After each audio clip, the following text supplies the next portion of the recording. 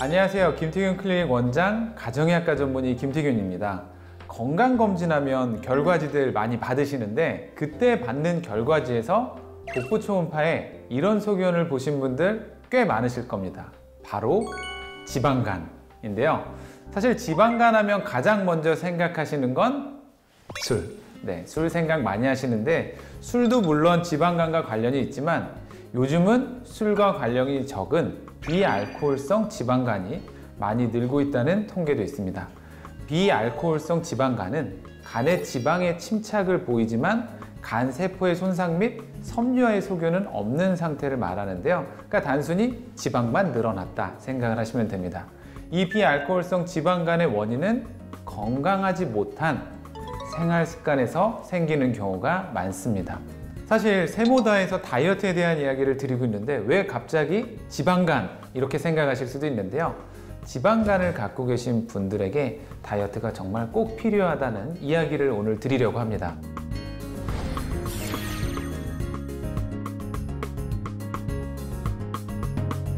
단순 당과 액상과당이 포함된 음식들, 음료들도 있겠고 간식들도 있겠죠. 그런 것들 많이 드시고 포화지방 위주의 음식을 섭취하시는 분들, 거기에다가 특히나 나이가 들수록 활동량은 점차 주는데 에너지는 계속 과도하게 남게 되는 상황들이 비알코올성 지방간의 원인으로 볼 수 있습니다.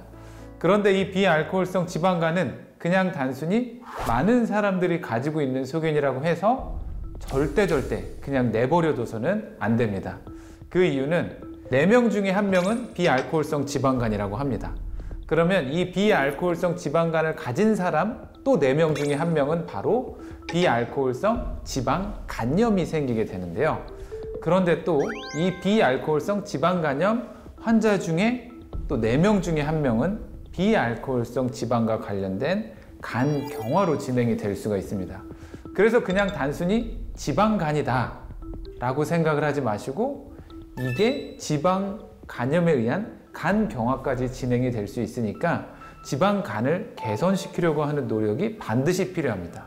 그냥 단순 계산으로는 지방간 있는 사람 16명 중에 1명은 간경화로 진행이 될 수 있기 때문입니다. 거기에다가 비알코올성 지방간이 있으면 심혈관 질환이나 암으로 인한 사망 위험도 높아질 수 있고요. 또 간과 관련된 질환으로 인한 사망 위험까지 높아지게 됩니다.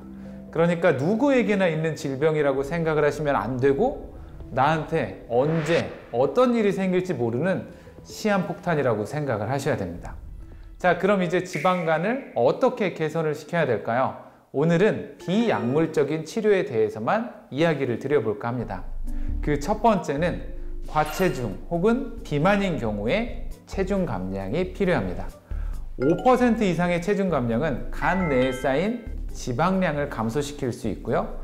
간 내의 염증 및 섬유화를 개선시키기 위해서는 7에서 10%의 체중 감량이 필요할 수도 있습니다. 이 간 내 지방 감소를 위해 우선적으로 추천되는 건 당연히 평소보다 500에서 1000칼로리 정도의 열량 섭취를 줄이는 것이 추천이 되는데요. 근데 여기서 사실 가장 중요한 점이 있습니다. 사실 우리가 다이어트 할 때 일단 체중 빨리 빼려고 하시는데 절대 하셔서는 안 됩니다. 이 급격한 체중 감소는 오히려 간 내의 염증과 섬유화를 악화시킬 수 있는 위험이 있기 때문에 6개월 정도의 긴 시간을 가지고 초기보다 10% 정도의 체중 감량을 하려는 계획을 가지고 계셔야 되고 점진적으로 체중을 빼셔야 됩니다. 절대 급함만 먹으셔서는 안 됩니다. 그리고 두 번째, 비알코올성 지방간이라는 이름을 가지고 있지만 술 줄이셔야 됩니다. 그리고 특히나 과당이 포함된 음료를 제한을 하셔야 되는데요. 스위스의 한 대학 연구팀에서 설탕과당 음료를 섭취를 하게 되면 간에서 지방 생성량이 2배로 증가한다는 연구 결과를 밝히기도 했습니다. 그러니까 나는 무심코 한 잔 마셨는데 내 간에서는 12시간 정도 지방 생성이 늘어나 있다 이렇게 생각을 하시면 되는데요. 이 쉽게 조절하시는 방법은 일단 탄산음료 대신에 물 드시고요. 가공식품 줄이시고요. 영양표시 뒤에 성분표 있으니까 확인하셔서 당류를 하루 총 50g 정도 이내로 드시려고 하시면 정말 좋고요. 단맛이 나는 디저트들 좋지만 누구나 좋아하지만 피하시고 정말 드시겠다라고 하면 그 중에 작은 거 선택해서 드시면 도움될 수 있습니다. 그리고 세 번째, 트랜스 지방, 단일 포화 지방이 포함된 음식들을 꼭 조절하시고요. 그리고 여기서 좀 놀라운 점 하나 있는데요. 적당량의 카페인이 포함된 커피는 오히려 도움이 될 수 있습니다. 그렇다고 사실 절대 많이 드시면 안 되고요. 그 안에 꼭 시럽이 들어간 커피를 드시면 안 됩니다.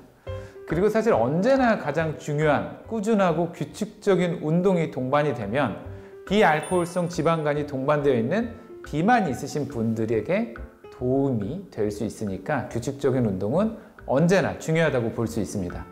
오늘은 비알코올성 지방간이 있을 때 다이어트를 왜 해야 되는지 그리고 어떻게 해야 되는지에 대해서 간단히 설명을 드렸는데요. 그냥 누구나 있으니까 나는 괜찮겠지 라고 생각을 하지 마시고 꼭 건강관리를 위해서 다이어트 하시기를 추천드리겠습니다. 오늘 제가 준비한 내용은 여기까지고요. 도움이 되셨다면 구독과 좋아요, 알림 설정까지 부탁드리겠습니다. 저는 또 다음 시간에 다른 내용을 갖고 찾아뵙겠습니다. 감사합니다.